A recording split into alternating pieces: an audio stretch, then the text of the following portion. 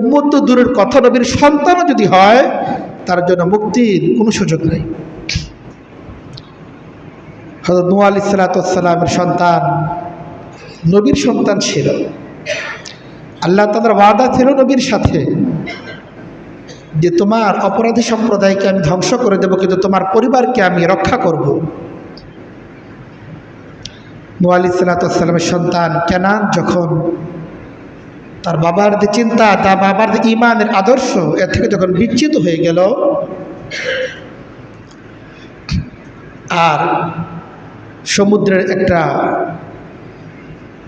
ঢেউ এসে তাকে যখন পানির মধ্যে আছড়ে ফেলল, আল্লাহ তাআলা কাছে নূহ আলাইহিস সালাম দোয়া করলেন, হে আল্লাহ, আপনার তো ওয়াদা ছিল আমার সন্তানকে রক্ষা করবেন, সে তো ডুবে যাচ্ছে।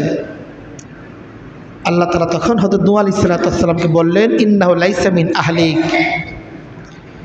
নবীর পরিবার হওয়ার ভিত্তি এই নয় যে সে নবীর ঐরুচ্চার সন্তান, বরং নবীর পরিবারভুক্ত সেই ব্যক্তি যে নবীর চিন্তা এবং আদর্শের অনুসারী।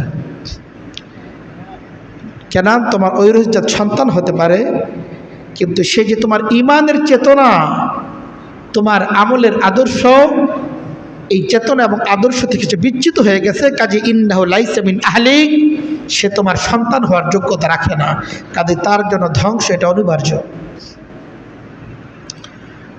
কাজেই নবীর সন্তান হওয়ার পরও মুক্তি মিলছে না।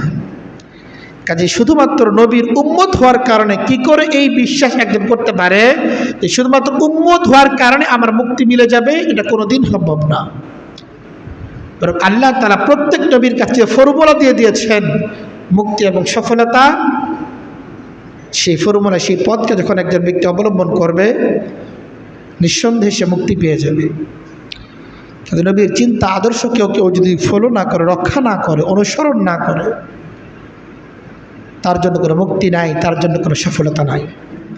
তো আল্লাহ তাআলা বলতেছেন, কুনতুম খায়রা উম্মাতিন, তোমরা শ্রেষ্ঠ উম্মত, উখরিজাত লিন্নাস, মানুষের উপকারের জন্যই তোমাদেরকে সৃষ্টি করা হয়েছে।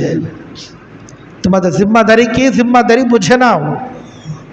তোমাদের জিম্মাদারি হচ্ছে তা'মুরুনা বিল মারুফ ওয়া তানহাউনা আনিল মুনকার।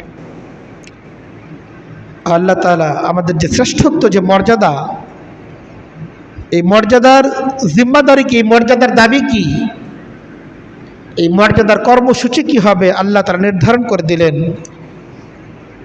যা কিছু নেক কাজ, সেই নেক কাজের জন্য মানুষকে